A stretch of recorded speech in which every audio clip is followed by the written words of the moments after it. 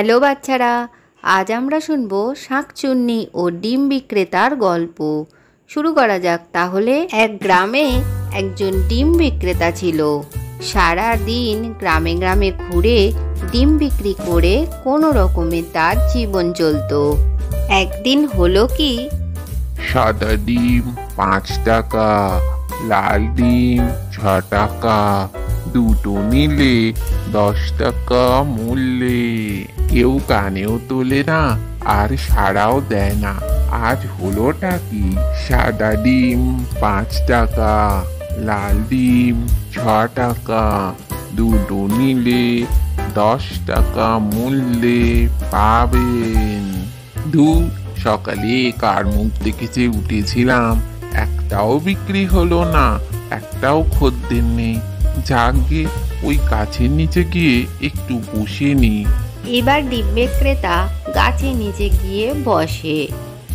খুব তো খিদে পেয়েছে, সাথে তো কিছু খাবারও নেই। আরে আমার খিদে পেয়েছে শুনে ওপরওয়ালা খুশি হয়ে আমাকে একটা আম দিল নাকি। যাকে এই আমটা খেয়েই পেটটা ভরাই। খুব মিষ্টি, আর একটা খেতে পারলে ভালো হতো। এই তুই কে রে? আমার অনুমতি ছাড়া আমার কাছে আম খেলি? কিন্তু আমটা তো নিচে পড়েছিল, আমি তো আর পেরে খাইনি। আম পেরেই হোক আর না পেরেই হোক, তুই তো আমার গাছের আম খেয়েছিস, এবার তোকে শাস্তি পেতেই হবে। আমি তো না বুঝেই খেয়ে ফেলেছি, আমাকে তুমি ক্ষমা করে দাও।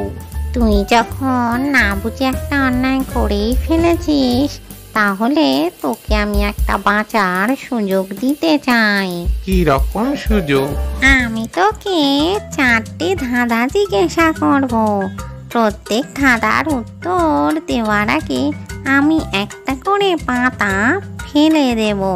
পাতা মাটিতে পড়ার আগেই তোকে উত্তর দিয়ে দিতে হবে। উত্তর দিতে না পারলে তুই মারা যাবি, আর ভুল উত্তর দিলেও তুই মারা পড়বি। আর উত্তর দিতে পারলে তাহলে? সব ধাঁধার উত্তরগুলো ঠিক করে দিতে পারলে তুই মুক্ত হয়ে যাবি, আর আমি একটা সোনার পয়সায় পরিণত হব। ঠিক আছে, এবার তুমি তাহলে প্রশ্ন করো।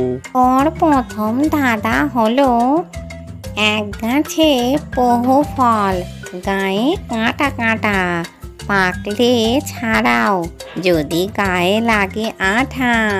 এটার উত্তর কি বল? এটার উত্তর কাঁঠাল। তুই ডিম বিক্রি করলে কি হবে? তোর দেখে অনেক বুদ্ধি। এখন দ্বিতীয় ধাঁধার উত্তর দে। একলা তারে যায় না দেখা, সঙ্গী গেলে বাঁচে, আধার দেখে ভয়ে পালায়, আলোয় ফিরে আসে। এবার তুই এই ধাঁধার উত্তর দিতে পারবি না।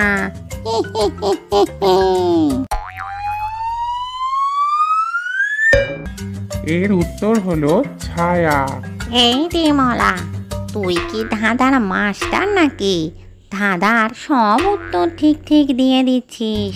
এবার তৃতীয় ধাঁধার উত্তর দে। কোন গাছেতে হয় না ফুল, আছে শুধু গন্ধ, গাছতলেতে গেলে পরে সবাই পাবে গন্ধ। এই ধাঁধার উত্তর হলো চন্দন। না, তুই তো মনে হচ্ছে এখান থেকে বেঁচেই ফিরবি। তোর অপরাধের শাস্তি মনে হচ্ছে কিছুই হবে না। এবার তোর শেষ ধাঁধা।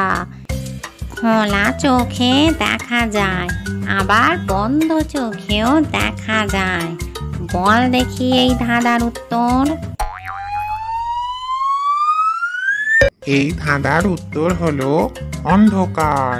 না, তুই আমাকে জাদুর পয়সা বানিয়েই দিলি।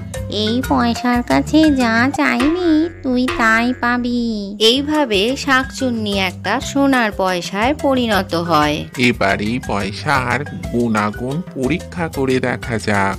আমি কিছু খাবার চাই।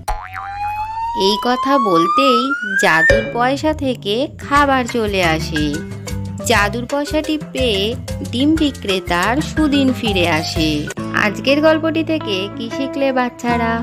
বুদ্ধি দিয়ে যে কোনো সমস্যারই সহজেই সমাধান করা যায়। ভিডিওটি ভালো লাগলে চ্যানেলটিকে লাইক ও শেয়ার করে সাবস্ক্রাইব করে দিও।